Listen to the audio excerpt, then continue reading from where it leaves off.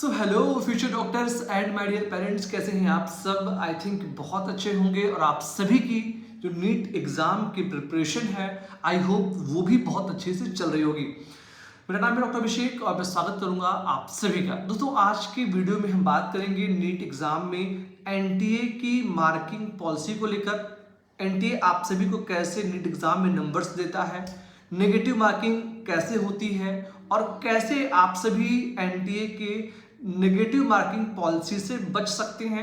इस वीडियो में मैं आपको सब कुछ बताने वाला हूं, इसलिए आप सभी से रिक्वेस्ट है कि प्लीज आप इस वीडियो को एंड तक देखें ताकि आपके हर एक डाउट क्लियर कर सकूं मैं।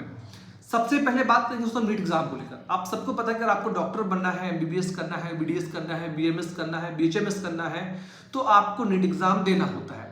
नीट एग्जाम के जो क्वेश्चंस होते हैं वो सभी क्वेश्चंस ऑप्शनल होते हैं, मल्टीपल चॉइस होते हैं, जिसको आप हिंदी में बहुविकल्पीय बोलते हैं, ऐसे होते हैं। एक क्वेश्चन दिया होगा, उसके 4 ऑप्शन होंगे। जो ऑप्शन आपको सही लगता है आपको उस ऑप्शन को टिक करना होता है। अगर आप नीट एग्जाम में एक क्वेश्चन सही करते हैं तो उसके लिए एनटीए आपको 4 मार्क्स प्रोवाइड करता है। वहीं पर अपोजिट हैंड अगर आप एक क्वेश्चन गलत करते हैं तो उस कंडीशन में एनटीए आप सभी का 1 नंबर कट कर देता है। ठीक है, तो ये होती है नेगेटिव मार्किंग पॉलिसी। अब अगर कोई बच्चा किसी क्वेश्चन को स्किप कर देता है तो ना तो उस क्वेश्चन का बच्चे के नंबर मिलेगा और ना ही कोई नंबर कट होगा, यानी स्किप करने पर एज इट इज रहेगा। ठीक है, उसको ऐड नहीं किया जाएगा। तो ये है सिंपल सी एनटीए की मार्किंग पॉलिसी नीट एग्जाम में। अब बात आती है कि सर अभी जब हम नीट एग्जाम की तैयारी कर रहे हैं, ठीक है, या जब हम एग्जाम देने जाएं तो कैसे हम नेगेटिव मार्किंग से बचें, उसके क्या तरीके हैं। दोस्तों, 2 तरीके बहुत सिंपल से हैं। एक तरीका तो ये कहता है कि जब आप नीट एग्जाम की प्रिपरेशन करें तो घर पे आप जो है जैसे एग्जाम देते हैं उतने ही सीरियस होकर नीट के प्रीवियस ईयर क्वेश्चन पेपर को सॉल्व करें और एक ओएमआर कॉपी आप जो है मार्केट से परचेज कर लें, कम से कम 10 सेट, और उसको सॉल्व करें। ठीक है, जितने क्वेश्चंस आपको आते हैं उतने क्वेश्चंस को आप पहले अटेम्प्ट करें। उसके बाद जो क्वेश्चन आपसे नहीं आते हैं, जहां पर आप कंफ्यूज हैं, उनको आप जो है एनालाइज करके बाद में रिवीजन करके उन टॉपिक्स को, उन क्वेश्चंस को फिर से सॉल्व कर कर उन पर भी अपनी कमांड बनाएं। क्योंकि जब दिल में कोई डाउट नहीं रहेगा तो आप सही ऑप्शन टिक करोगे, और सही ऑप्शन टिक करोगे तो आप अपने 4 मार्क्स सिक्योर करोगे।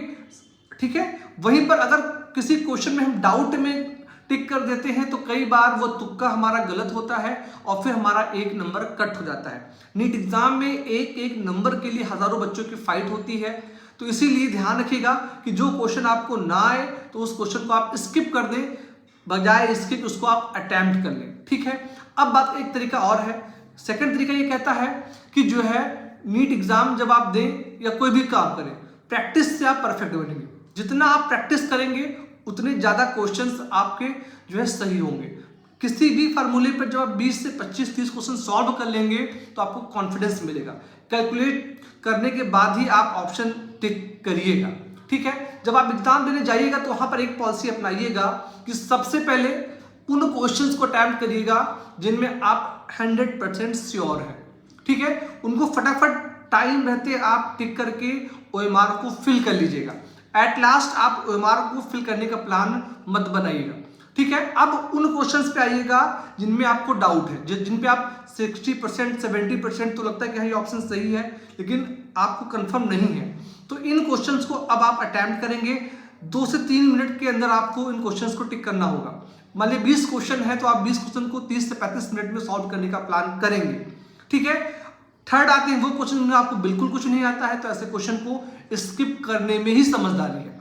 वहीं पर कुछ बच्चे ऐसे भी होंगे जिनको मान लिया टोटल क्वेश्चन ही 10 क्वेश्चन सही आ रहे हैं, तो ऐसे बच्चों के लिए मैं ये कहूंगा कि जब आपके पास खोने को कुछ ना हो तो फिर आप पाने के लिए तुक्का मार सकते हैं। ठीक है, बाकी जो बच्चे जिनका 60% 70% चीजें क्लियर हैं वो तुक्का ना ही मारें। अगर आप 70 to 80% भी स्कोर कर लेते हो नीट एग्जाम में, इसका मतलब ये होगा कि आप 600 प्लस स्कोर करोगे, और अगर आप 600 प्लस स्कोर कर लोगे तो आपको भी एमबीबीएस मिलने की पॉसिबिलिटी बन रही है 2024 में।